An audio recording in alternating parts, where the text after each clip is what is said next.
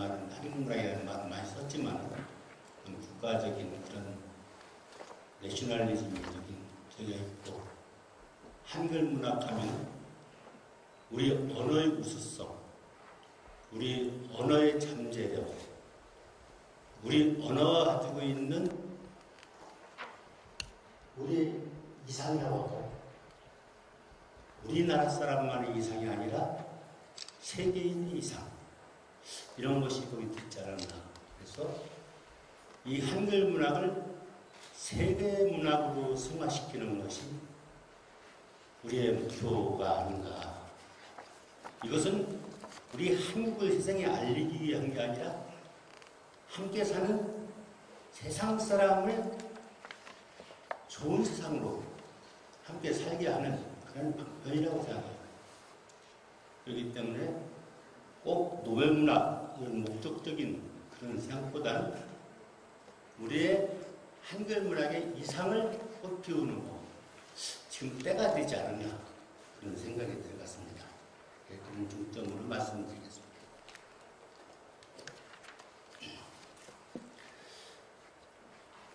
알프레드 노벨상의 유래에 대해서는 아까 말씀이 있었기 때문에 제가 생략을 할게요. 한 가지 중요한 것은 이분이 다이너마이트 갖고 돈을 많이 벌었죠. 그런데 신문의 오보에 의해서 자기의 사후 세계를 갔다 온 거예요. 내가 죽으면은 실제로 저런 일이 벌어지겠구나. 그럼 나는 뭐야? 그래서 그때 생각한 것이 세계 평화.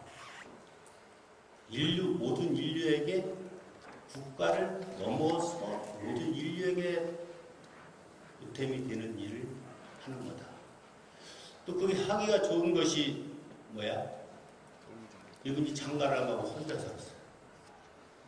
그 많은 돈을 다 버셨어요. 근데 가장 유익한 것이 더가지고 노벨은 지구상에서 영원한 사람이 되었죠. 노벨 재단에서 처음에 5개 분야, 물리학상, 화학상, 생리의학상, 문학상, 평화상 이렇게 제정을 했었는데 1969년에 경제학상을 추가해서 6개 분야의 상을 주고 있습니다. 우리 노벨 문학상들은 엄청 기대하고 매년 가을 되면 시끄러운데 물리학계에서, 화학계에서, 생리의학계에서 그 학자들이 이구동성 소리치는 소리는 못 들었거든요.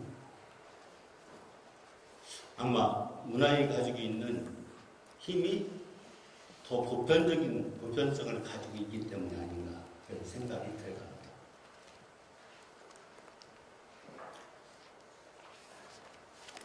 최근에 와서 김대중 대통령께서 노벨 평화상을 받았어요. 정치적인 거기 때문에 말이 많았지만 상당히 의미 있는 일이죠. 그분이 평생 남북 화해를 위해서 애를 쓰시다가 가셨지만 아직도 우리한테는 그 숙제가 남아있고 노벨 평화상을 받은 대가를 아직 우리가 사실은 못 갖고 있는 거죠. 이것을 갚는 것이 우리 숙제가 아닌가 그런 생각도 해봅니다. 제가 이 주제를 받고서 역대 노벨 문학상 수상자들 이렇게 분석을 해봤어요. 어느 나라에서 몇 명 받았나? 되게 어떤 부류인 국가들에서 수상자가 많이 나왔나? 그래서 쳐봤더니 제일 많이 받은 나라가 프랑스더라고요. 이게 기준 연도가 좀 된 거라 정확한 숫자는 아닙니다만, 그 다음에 미국, 영국, 독일, 스웨덴이 자기 주체국가인데도 8명 받았어요. 그 다음에 이탈리아, 폴란드. 이렇게 해서 아일랜드 덴마크가 셋인데 그 다음에 이게 두 명만 받은 나라가 이렇게 9개 국가가 있고요. 그 중에 남아프리카 공화국도 2명 받았고요. 낯설은 세인트루시아 2명 받았고 우리 이웃 일본, 중국도 2명씩 받았어요. 근데 수상자가 1명인 국가들도 있어요. 근데 밑으로 내려갈수록 보면은 인도, 스위스, 핀란드, 아이슬란드, 또 유고슬라비아, 이스라엘, 과테말라에서 낯선 이름들, 작은 나라들, 힘이 약한 나라들 이런 거에서 보면 여기서 뭔가 피라미드 같은 그러한 것을 그려볼 수가 있어요. 제가 이걸 그림을 한번 그려봤어요. 이렇게. 그랬더니 뭐라고 할까? 경제적으로 잘 살기도 하지만은 국가에 국력이 있고 힘이 있는 주로 서구 국가들이 많은 수를 받고 있고 후진국인 아시아, 아프리카 또 아직도 그런 쪽에 그 문화적인 것이 보편적으로 낙후된 뒤에서 뭐 사실 문학의 가치 이런 거 크게 신경 안 쓰고 오히려 종교적 가치 이런 것들 더 숭상하고 그런 일을 뒤로 쳐져 있는 걸 이렇게 볼 수 있어요.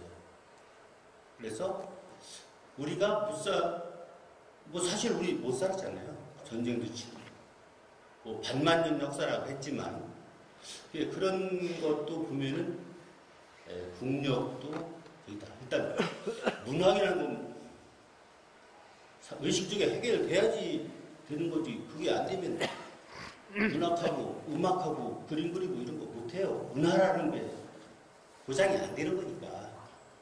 그래서 지금은 우리가 이제 선진국에 진입이 되고 하기 때문에 이제 문이 열리고 있고 우리 한류가 불고 있는 것도 바로 때가 가까우고 있는 것 같은 그런 느낌이 들어갔습니다. 언어를 한번 분석해 봤어요. 그랬더니 좀 전문적인 언어라 저기 좀 알파벳 중심의 언어들 같은 거, 게르만 어족하고 여기 인도 유로피안 랭귀지 이 어족이라는 게 있거든요. 유럽 쪽 이쪽에 좀 미국은 뭐 이쪽에서 건너간 이민국 아닙니까? 그쪽까지 포함해서 이제 이쪽으로 들어가는데 솔직히 알파벳 문학원에서 이 세 개를 지금까지 주도해왔고 또 선진국에 많이 일찍 진입해 있고 문화의 가치를 알고 문화를 향유하는 그런 국가들이잖아요. 그쪽에서 또 우선적이었다. 그런 걸 볼 수 있었고요. 이 언어가 엄청 중요하잖아요. 소통에서는. 문학이 소통 아니에요? 근데 어떤 언어를 쓰느냐에 따라서 그 사용 국가들이 많은 언어로 번역이 됐을 때, 표현이 됐을 때 독자가 많을 수밖에 없어요. 그런 거에 비하면 그동안 우리 한국어는 참 어려웠잖아요. 그랬는데 지금은 세계 사람이 한국어를 배우고 있는 상황으로 바뀌었다는 거. 이것도 참 재미있는 일이에요. 우리 아시아권 언어를 갖다가 우랄 알타이어족이라고 합니다. 아시아 이쪽으로 일본까지 전부 다. 지금은 미국, 캐나다가 이민국가가 성성이 됐지만 그 전엔 인디안들이 살았잖아요. 그 사람들 우랄 알타이어족이에요. 그 사람들 쓰는 단어들을 보면은 우리 그 옛날 언어적 고어 그런 것이 많이 발견된다고 합니다. 이쪽이 상대적으로 약해요. 이쪽에서 우랄 알타이어족 사람들이 국가들이 속해 있는 국가들은 우월상을 받는 숫자가 인원이 적지요. 뭐 이건 깊게 얘기는 안 하겠습니다만 어종 얘기에 나왔으니까 조라는 게 있는데 조라는 게 조상조자에서 하나의 언어가 참 오랜 역사를 거쳐 흐르면은 둘 이상이 다른 이렇게 분화가 되는 거예요. 그래서 니네 나라나 이런 나라, 니네 동네 말, 우리 말 틀리잖아요. 우리나라에서도 뭐 지역마다 억양이 좀 틀리고 어휘가 틀리는 것처럼 그 근원이 되는 언어가 있는데 그걸 조어라고 합니다. 그것이 우라의 알타이어족 사람들은 그 조어가 같다는 거예요. 조상이, 언어의 조상이.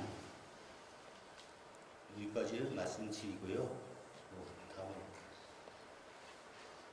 그래서 지금은 우리 우랄 알타이어족에서 우리 한국어가 갑자기 한국어, 한글이 한류를 타고 세계로 간 게 아니라 메타버스 세계로 지금 진입하고 있어요. 이미 진입돼 있어요. 대단한 거죠. 메타버스가 어려운 게 아니에요. 새로 올 세상이 메타버스라고 보통 생각하는데 그게 아니라 이미 와 있어요. 왜냐하면 전 세계 사람이 유튜브를 통해서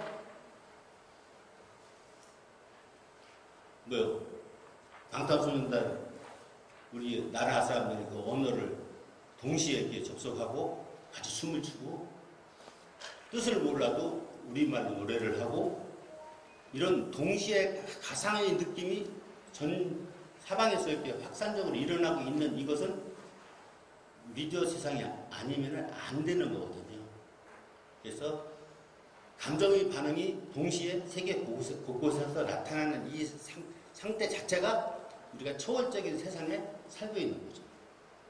그래서 이러한 디지털 문명 이런 것이 우리가 홍익세상이라고 우리가 건국이념이 홍익인간 아닙니까? 그래서 홍익세상 세계평화 이 자체가 홍익세상으로 세계평화를 한다는 것은 한국 우리의 정신을 강제로 주입해서 몰려고 하는 게 아니라 세계인이 다 행복하고 평화로운 세상을 만드는 유익한 존재, 유익한 서로가 서로에게 유익한 국가가 되고 유익한 존재가 되는 거 이것이 홍익세상입니다. 그래서 메타버스 세상은 더 어렵고 어지러운 세상으로 가는다고 생각하는데 그게 아니라 사실은 더 좋은 세상으로 가는 거예요. 여기에 진입하는데도 우리 세계에서 우리 한국처럼 빠른 데가 없어요. 또 우리 언어 구조가요. 한글이라는 언어 구조가 이진법으로 되어 있잖아요. 그래서 제일 이렇게 배우기도 쉽고 과학적이어서 이런 세상을 갔다. 그래서 지금은 메타버스 세상에 한글과 한류가 진입해서 아주 힘차게 지금 회오리 바람이 일고 있다. 이렇게 저는 봅니다. 노벨문학상은 누구에게 주어지나 했는데 요 화살표를 제가 위에서부터 연결시켜 온 거예요. 이것은 왜 그러냐면은 우리가 꿈을 꾸고 있는 홍익세상 세계평화 이것은 노벨 문학상의 설립 취지예요. 설립 정신이에요. 근데 그것과 우리의 정신이 다르지 않다는 거죠. 그래서 이것이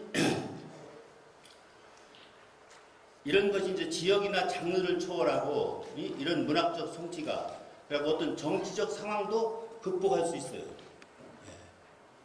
남북 회담으로 국가가 유엔의 역할로 세계를 평화롭게 만드는 거 그건 좀 원시적인 방법이에요. 이미 한국의 한류가 세계 평화에 세계 통일에 큰 기여를 하고 있는 거예요. 그래서 이러한 분위기는 상당히 긍정적이다. 그래서 대부분 소설가나 시인이나 극작가들한테 지금까지 주로 이분들이 많이 노벨 문학상을 탔습니다. 근데 그 중에 예외가 좀 있죠. 예를 들어서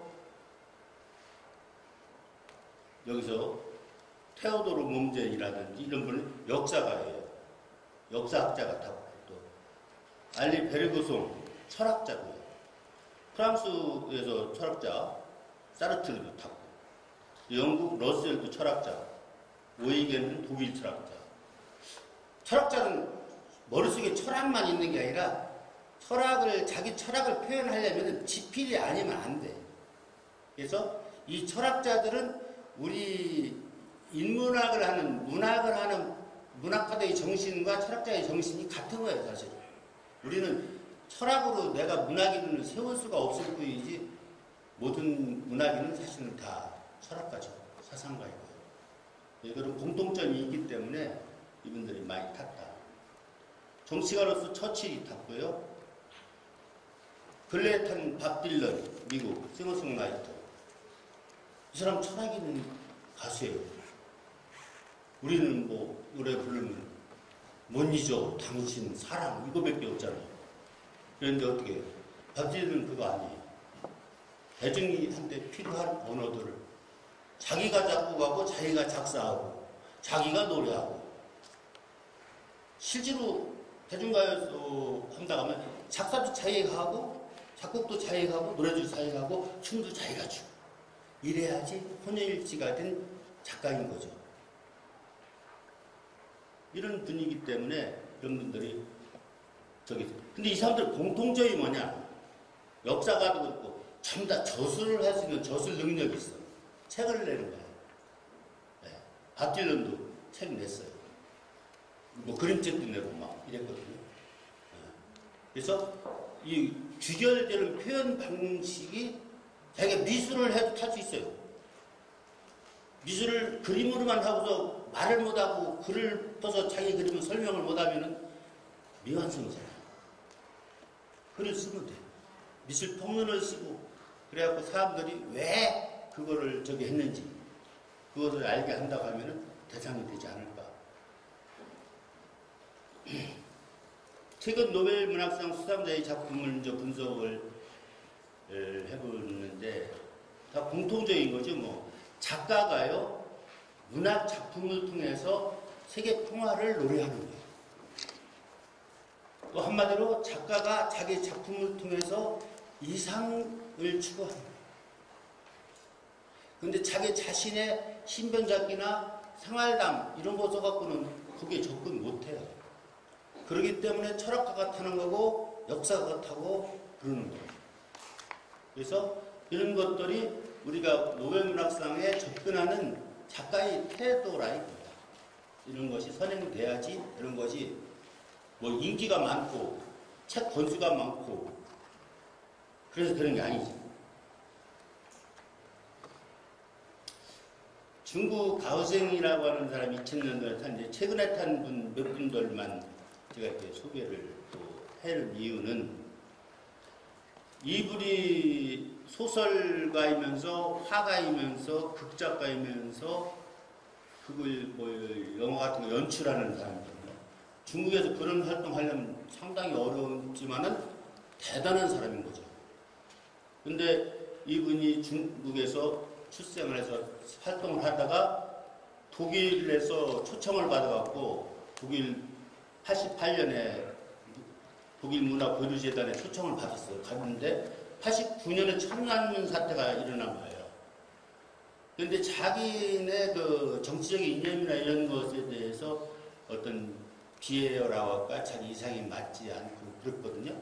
그래갖고서 귀국을 포기하고서 그냥 거기서 눌러 살았어요. 독일에 가 있었으니까 큰일 나네. 시간을 빼니까. 하여튼 그래가지고 결국은 독일에서도 활동을 많이 했기 때문에 이분이 중국 거 가지고 중국 작품 갖고 탔지만은 그런 걸 타지 않았나 그런 생각이 들어갑니다. 연기 빨리빨리 넘어가네. 기가 노벨상 수상자 이것도 책에 있는데요. 아까 그 중국 사람 책 얘기예요. 책을 참고로 하시고요. 시간이 없으니까.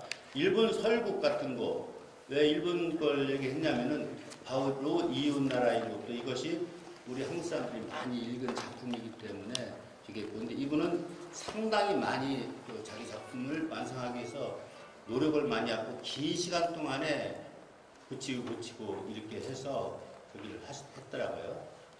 또 벨라루스라고 하는 사람은 체르노빌 그래서 저기 우리 목소리라고 참 기자죠. 기자가 정치 기자는 기자 스타일로 이렇게 인터뷰 해가지고서 몇 년 동안 다니면서 어려움을 극복하고서 그런 나라를 다니면서 취재를 해갖고 그거를 작품화 해갖고서 탔거든요. 뭐 이런 것도 가능한 거예요. 기자도 탈 수 있어요. 밥 딜런은 아까 말씀드렸던 생각해요. 자, 작년에 탄 그 압둘라자크 구르나 탄자니아 이분도 아까 누가 말씀하셨기 때문에 생각할게요. 이분도 저기예요. 영국으로 가서 영국에서 교수 생활했거든요. 그렇기 때문에 자기 국적을 바꿔갖고 자기의 생각을 마음대로 펼 수 있는 곳에 가서 생활을 하고 하니까 그 작품성이 좋아지고 해서 상을 타는 경우, 아까 중국 사람도 그렇고 그런 사람들이 있어요. 이것도 생각하고 그래서 아까도 말씀드렸습니다만은 이거는 그냥 넘어가고 한국 문학이 넘어야 할 과제. 그래서 이것도 이 링크를 걸으면은 번역원을 들어가 보려고 했었는데 한국 문학 번역원이 있어요. 거기를 들어가 보시면은 거기서 하는 일도 알 수 있고 우리가 접근할 수 있는 것도 알 수 있고 한데 사실 우리 작가들하고 직접 연결되는 건 없고 그것은 나름대로 노력을 많이 하고 있더라고요. 탐방을 해보시기 바랍니다. 자, 세종학당이 이렇게 많이 있어요. 아메리카 15개 국에 34개 곳이고 아시아에 제일 많죠. 26개국에 129. 왜냐면 이건 이렇게 우리 세종학당이 전 세계에 나가서 이렇게 지어져서 우리나라 어문학을 소개를 하고 있는 거예요. 아프리카도 있고요. 총 세계에 234개 세종학당이 있습니다. 이걸 우리보다 먼저 한 것이 어디죠? 중국에서 우리나라에 왔죠. 공자학당. 중국은 우리보다 더 많아. 돈 더 많이 투자하고. 그래서 세종학당의 역할, 뭐 이런 것이 좀 더 많이 좀 했으면 좋겠다 이런 생각이고, 우리나라를 어느 한국어를 갖다 제2 외국어로 이렇게 지원하고 하는 학교가 약 39개국에서 1669 학교, 약 16만 명 정도가 한국어를 제2 외국어로 배우고 있다고 합니다. 대단한 거죠. 이게 자꾸 더 점차 늘어나지 않을까. 자, 한류 문화의 확산은 제가 이렇게 우리가 지금까지 K-팝 했잖아요. 근데 K-팝만 가는 게 아니라 이거 K-팝을 통해서 한글 교육이 따라가야 되는데 세종학당이 더 활성화되어야 되겠다는 생각하고, 이거 제가 하나 더 넣었어요. 웹툰과 영상, 여기는 다 포함되는 거예요. 웹툰이 세계에서 우리나라 웹툰이 저기 일본보다 더 좋아요. 세계 어린이들이 제일 많이 보고요. 우리나라 영상, 영화 다 포함해갖고 드라마까지 전부 다 수출하고 있고요. 세계에서 사람들이 엄청 많이 보잖아요. 이것이 한류 문학이 아주 이게 서로 토미바퀴가 물고 가듯이 확산되어 지금 있다, 이런 얘기를 드렸어요. 국제팬 한국 본부의 역할. 지금 벽을간지를 나오고 있는데 제 생각 이게 회원은 많은데 작품 게재 빈도가 너무 적어가지고 소속감이 약하지 않나 그런 생각이 가끔 들어가더라고요. 그래서 조금 그런 거. 또 세계 한글 작가대회가 더욱더 활성화되고 계속됐으면 좋겠고, 노벨문학상 추천 시민회에 있다고 하니까 그것이 더 효과적으로 진짜 어떻게 되는지 내막은 제가 잘 모르니까요. 자, 하나 부탁하면, 지금 여기도 그렇지만은 우리 대한민국 각 문학 단체가 전부 다 뭐냐면 기성세대가 다 자리를 가지고 청년들이 없다는 거예요. 그래서 이 전반부 나중에 좀 더 없어지지 않을까 그런 생각도 들어가는데, 청년 작가 영입을 통한 교직의 역동성을 제고할 필요가 있다, 이런 생각을 해봤습니다. 자, 한국문학번역원 있는데 보니까 몇 개의 번역원이 있더라고요. 한국문학번역원이 있고 고전문학번역원이 있고 또 한문고전 번역원이 있더라고요. 일본에는 번역청이 있대요. 그 얘기를 듣고, 야, 우리나라에도 한국문학 번역청으로 승격해갖고 모두 번역 업무를 일관성 있게끔 조직적으로 했으면 좋겠다라는 제안을 드립니다. 그 제외 공간에 있는 거 아까 얘기했죠. 그래서 이 제외 공간에 한국 문화센터를 세종학단도 하지만은 문화센터를 만들어 갖고 해외에 있는 그 외국인들이 제외 공간에서도 우리나라의 문화와 언어를 배울 수 있도록 했으면 좋겠다라는 생각. 한국문학 노벨상 수상의 길은 노벨이 세계 평화 정신, 아까도 말씀드렸죠. 그리고 우리 작가 정신과 우리 작가 정신이 그 작품의 정신이 작가의 생활 정신하고 같아야 돼요. 작품과 생활이 일치가 안 되면은 그 사람은 무슨 문학상을 받거나 노벨 문학상이나 국내 문학상도 받을 수가 없죠. 이제 옛날에는 그런 게 있었다고 했는데 앞으로는 이런 것도 이런 일치가 돼야 되지 않을까 그런 생각이 들어가고요. 미래의 노벨 문학상 저는 이렇게 생각합니다. 미래에는 K-팝 가수가 노벨 문학상을 받을 것이다. 대중가요 가수도 노벨 문학상을 받을 수 있다. 우리나라 드라마 작가가 노벨 문학상을 받는 날이 올 것이다. 우리나라 영화를 쓴 영화 작가, 감독이 받는 건 아니에요. 감독은 연출가니까. 웹툰이 있죠. 웹툰이 세계 어린이들의 우상이에요. 한국 웹툰이요. 웹툰, 또 웹툰 소설가. 웹툰 소설가는 만화책입니다. 두꺼운 책. 웹툰, 만화책이 소설 아닙니까? 지금은 시각적으로 그쪽으로 가니까 이쪽에서도 노벨 문학상을 받을 수 있는 것이다. 그렇다 보면 우리나라의 저기는 상당히 희망적이다. 이런 생각을 해봤습니다. 그래서 미래의 작가는 청년 작가. 지금 여기 있는 분들이 노벨 문학상을 타려는 것보다 우리 청년 작가들이 메타버스 문화의 시대에 노벨 문학상을 타는 것이 더 빠를 수도 있어요. 네. 그래서 앞으로 교육이나 우리가 이런 쪽에도 이쪽으로 신경을 써야 되겠다. 그런 생각이 들었습니다.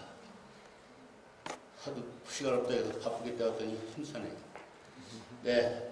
한국 문학 시대가 오는 날, 노벨 문학상이 오는 날이겠죠. 그날을 기다리게 돼서 제 발표를 마치겠습니다. 감사합니다.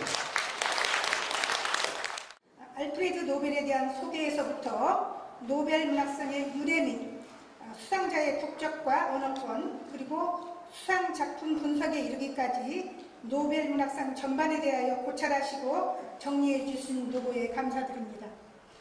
특히 한국문학이 넘어야 할 과제로 한국문학 번역원과 세종학당 및 국제팬 한국본부의 역할에 대해서도 좋은 제언을 해주셨습니다. 또한 한국문학이 노벨상을 수상할 날에 대한 긍정적인 메시지로 결론을 내려주실 때에 무척 호감이 가는 주제 발표였다고 생각합니다. 다만 여기에서 개인적으로 궁금한 것은 그동안 120명이나 넘는 그 노벨 문학상 수상자 중에서 5나라, 중국, 일본, 벨라루스, 미국, 탄자니아 등의 수상자를 특별히 조명하셨는데 어떤 기준에서 이분들을 거론하셨는지요? 박사님의 원고를 살펴보면 최근 노벨 문학상 수상작들이 대부분 국적을 초월하여 인간성을 작품으로 승화시킨 것에 초점을 맞췄다고 하셨는데 그러한 특징을 살린 수상작을 선정하셨는지 아니면 주제 발표자의 개인적인 관심에 의한 선정인지 말씀해 주시면 고맙겠습니다. 그리고 또 하나 K-팝 열풍과 함께 한류라는 새로운 문화 기류가 형성되고 세계의 젊은이들이 우리 한글과 한국 문화에 관심이 지대한 이 시점에서 우리의 한글을 널리 알리고 보급하는 문제에 대하여 우리의 문학인들뿐 아니라 온 국민이 하나로 뜻을 모아야 할 필요성을 느낍니다. 하지만 우리가 마음으로만 이루어지지 않는 현실이 많지요. 여러 문학인들의 협심과 추진력도 중요하지만 국가의 적극적인 지원이 없이는 큰 성과를 거둘 수 없기 때문입니다. 특히 행정기관, 언론기관, 교육기관이 앞장서서 정확하고 품격 있는 한글 보급에 앞장서야 한다는 여론이 많은데, 이와 관련하여 더 추가하고 싶은 의견이나 개선 방안이 있다면 간단하게 피력하여 주시기 바랍니다. 고맙습니다. 먼저 김명화 선생님의 한국문학과 노벨문학상에 관한 글 잘 읽었습니다. 해마다 12월이면 큰 관심거리였던 노벨상이 새삼 떠오릅니다. 그 중에서 우리는 노벨문학상에 가장 관심이 많이 가졌습니다. 그만큼 파급력이 컸기 때문입니다. 당연히 노벨문학상 수상작은 대부분 베스트셀러가 되었습니다. 이는 글의 힘이 어떠한가를 보여주는 단면입니다. 한편으로는 우리 현실이 다른 분야, 물리학상, 화학상, 생리의학상, 평화상, 경제학상에서 수상할 가능성이 별로 없다는 판단이 깔려도 있습니다. 우리나라는 김대중 전 대통령이 2000년도에 노벨문학상을 받은 것이 전부입니다. 그러나 문학 분야는 수시로 관심을 끄는 일들이 생겨 혹시나 하고 기대를 했던 적도 있습니다. 하지만 그 과정에서 들려오는 물밑 작업들은 노벨상이 국가 간의 팀자랑과 무관하지 않다는 생각에서 벗어날 수가 없습니다. 세계 어느 나라든 인류 복지에 가장 구체적으로 공헌한 사람들이 많고 다른 언어들로 작품 활동을 하기에 우열을 구별한다는 자체가 모호할 수밖에 없습니다. 그래서 선생님이 제시한 자료처럼 노벨 문학상의 지역적 언어적 편협성이 심화될 수밖에 없었다고 생각합니다. 공통된 언어를 많이 사용하고 그것을 쓰는 인구가 많은 쪽에 쏠리는 현상은 어쩌면 당연하기도 합니다. 인도 유로피아 랭귀지로 문학 활동하는 사람들이 우선 배려되고 그들만의 잔치라는 이미지를 깨기 위해서 제3세계의 작가들을 헤아리지 않았겠습니까? 이런 맥락에서 한국팬의 번역 역할을 강조하신 선생님의 견해는 시급히 해결해야 할 사안이 아닐 수 없습니다. 이를 입증하는 사건이 2016년도 5월 16일에 있었습니다. 소설가 한강이 채식주의자로 아시아인 최초이자 최연소 맨부커 인터내셔널상 수상자가 되었습니다. 맨부커상은 세계 3대 문학상의 하나입니다. 이 작품을 번역한 영국인 번역자 데버러 스미스도 공동 수상자로 이름을 올렸습니다. 그만큼 번역은 세계와 소통하는 가장 중요한 매체입니다. 하지만 한강의 수상은 한강 한 사람의 능력만도 번역가의 능력만도 아닙니다. 이는 그동안 확산되어간 우리 문화의 힘이라고 저는 생각합니다. K-팝, 영화나 드라마 등으로 상징되는 우리 문화의 파급력을 세계인들이 인식하고 인정하기에 이른 단면이라고 생각합니다. 그래서 저는 우리 작가들의 노벨 문학상 수상 가능성을 더 높게 보고 있습니다. 이런 맥락에서 질문드리겠습니다.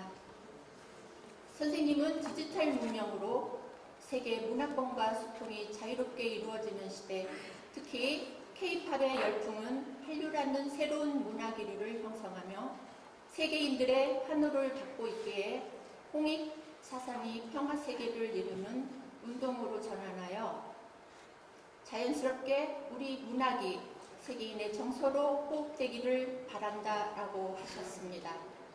그것이 진정한 노벨 문학상의 이념을 살리고 그래서 노벨 문학상을 수상할 가능성이 더 높다는 말씀을 하려 하십니다. 논리적으로는 가능할 수 있다고 봅니다. 그러나 노벨 문학상의 수상 작가들은 하늘이 내리는 대문호들입니다. 이는 교육 이전에 타고나는 개인적인 자질이라고 생각합니다. 그들의 언어는 현실과 체제와 버린 혈투의 흔적입니다. 그것이 이념과 국가를 초월하는 설득력과 공감을 얻었습니다. 그랬을 때 선생님은 작가 정신이 세계 시민과 공감될 때 세계 평화에 이바지한다고 하십니다. 과연 노벨 문학상이 이런 정신들을 육성한다고 나올 수 있는 것인지, 그게 가능하다면 구체적으로 어떤 토양을 만들어야 하는지를 여쭙고 싶습니다. 감사합니다. 네, 먼저 제 글을 보시고 이렇게 꼼꼼하게 질문을 해주신 최규민 선생님, 이다경 선생님 감사드립니다. 부분적인 거에 따라서는 아까 제가 발표할 때 내용에 중복되는 것도 있고 그렇지만 말씀드려보겠습니다. 최규민 선생님, 제가 몇 분 노벨상 수상 작가들이 엄청 많은데 몇 분만 이렇게 골라서 뜻을 누르셨는데, 우리가 보편적으로 노벨 문학상을 받는 사람마다 아까도 말했지만 시나 소설이나 극작가 대부분이었지만은 예외적인 것이 있었다. 제가 한국문학시대에 편집을 하다가 몇 년 전부터 제 특집을 거기다가 노벨상을 하면 꼭 넣거든요. 근데 그때 아까 얘기했던 그 면접하신 그 기자, 그분이 하셨더라고요. 그러니까 가능한 거더라고요. 그래서 그때부터 제가 관심을 갖게 됐어요. 그래서 그런 것은 특별한 그런 철학가라든지 또 우리 이웃에 있는 또 일본, 또 아까도 얘기했지만 중국분 같은 경우는 중국에서 망명하다시피 독일가 살았고, 탄자니아 사람도 또 영국 하길 식민지 지배국가였던 나라에 가갖고 일을 하면서 또 작품을 쓰고 이렇게 해갖고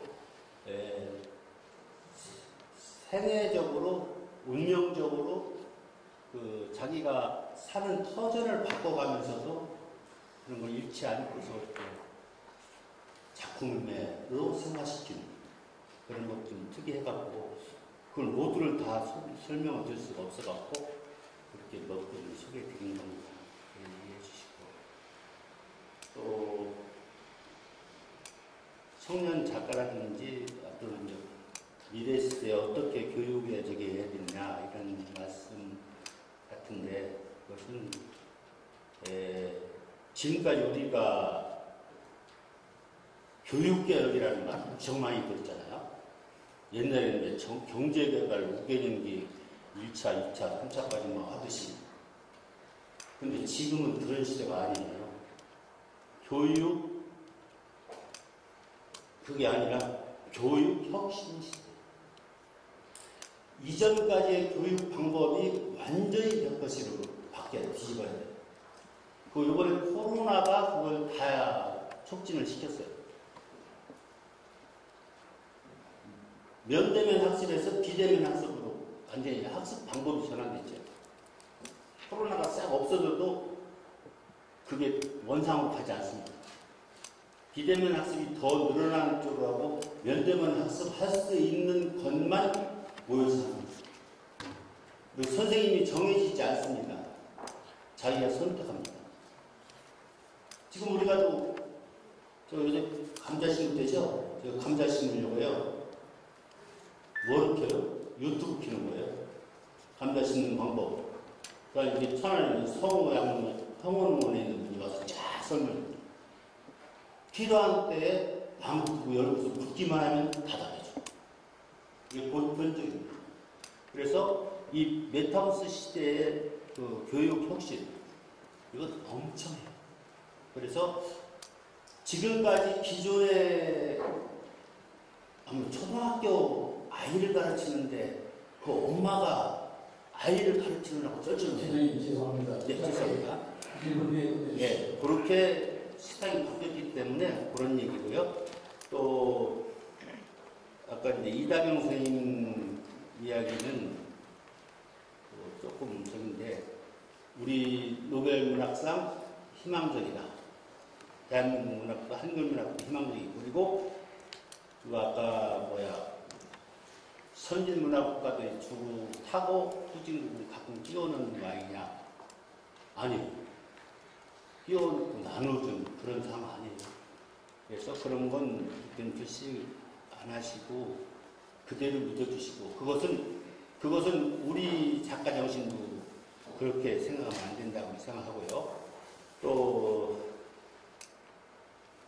아까 두 번째 질문은 그런 문학상이 가지는 의의는 노벨 문학상이 세계 문학상에 어떤 영향을 미칠 것이냐. 이런 노벨 문학상의 정신을 이어가려면 우리나라에 있는 크고 작은 각종 문학상도 그 뜻을 달리해야 되고 변신을 좀 해야 됩니다. 그 결과가 어떻게 됐어요? 한강이 상을 받았잖아요. 안데르센 상을 어저께 이수지가 받았잖아요. 우리한테 조명이 되고 있습니다.